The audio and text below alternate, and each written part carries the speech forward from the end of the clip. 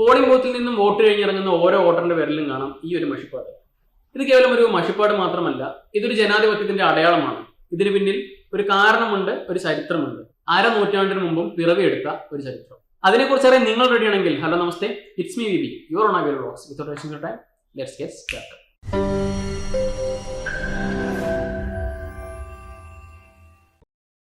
Yes, ചൂണ്ടുവിരലിലെ ഈ മഷിപ്പാട് വോട്ട് ചെയ്തവരാരെയും ചെയ്യാത്തവരാരെയും എന്ന് ഒറ്റ നോട്ടത്തിൽ തിരിച്ചറിയാനുള്ള ഒരു അടയാളം.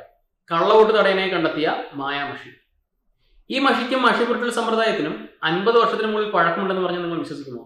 നിങ്ങൾ വിശ്വസിച്ചാലില്ലെങ്കിലും പോളിംഗ് ബൂത്തിൽ വോട്ടറിന്റെ പേരിൽ മഷി പുരട്ടാൻ തുടങ്ങിയിട്ട് 50 വർഷത്തിനും മുകളിലായി. കൃത്യമായിട്ട് പറയുകയാണെങ്കിൽ 1962 മൂന്നാം ലോക്സഭാ തെരഞ്ഞെടുപ്പ് മുതലാണ് ചൂണ്ടുവിരലിലെ ഈ മഷി പുരട്ടലിന്റെ ആരംഭം. അതിനു മുൻപ് നടന്ന തെരഞ്ഞെടുപ്പുകളിൽ, അതായത് ഇന്ത്യക്ക് സ്വാതന്ത്ര്യം ലഭിച്ചതിനു ശേഷം നടന്ന തെരഞ്ഞെടുപ്പുകളിൽ അന്നത്തെ ഇലക്ഷൻ കമ്മീഷൻ നേരിട്ടിരുന്ന ഏറ്റവും വലിയ വെല്ലുവിളികളിൽ ഒന്നായിരുന്നു കള്ളവോട്ട് തടയുക എന്നുള്ളത്.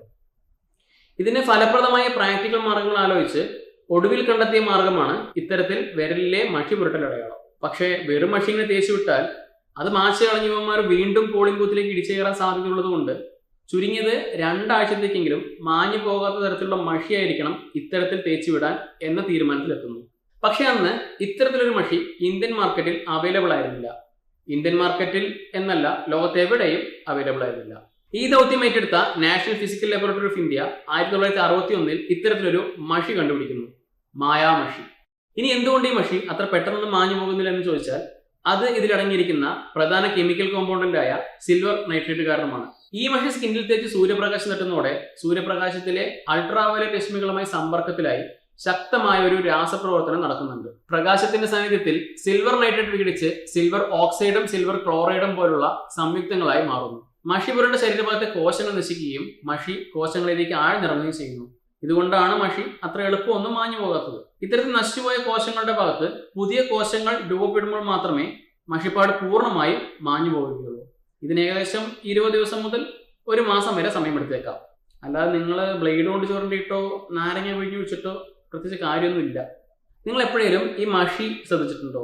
പർപ്പിൾ നിറത്തിലുള്ള മഷി തേച്ച് കുറച്ച് സമയം കഴിയുന്നതോടെ ഇരുണ്ട് കറുത്ത നിറത്തിലോ അല്ലെങ്കിൽ തവിട്ട് നിറത്തിലോ ആയി മാറാറുണ്ട്.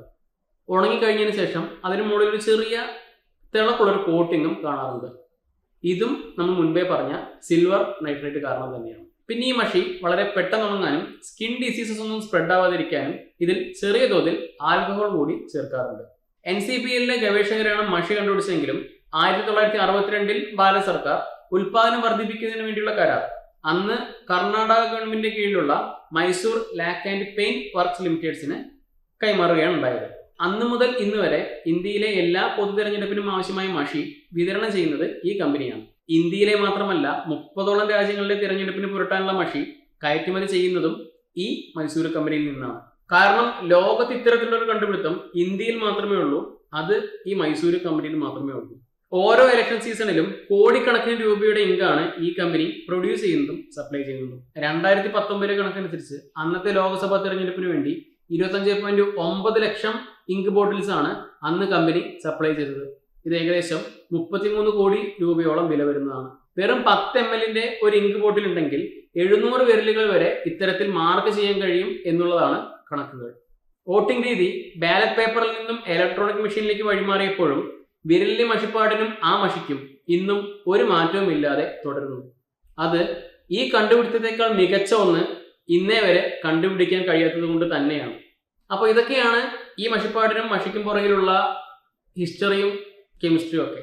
ഇതിനെക്കുറിച്ചൊന്നും യാതൊരു ഐഡിയ ഇല്ലാത്ത നിങ്ങളുടെ ആ ചങ്കിന് അറിയാനായിട്ട് ഈ വീഡിയോ ചങ്കിനും കൂടെ ഒന്ന് അയച്ചു കൊടുക്കുക.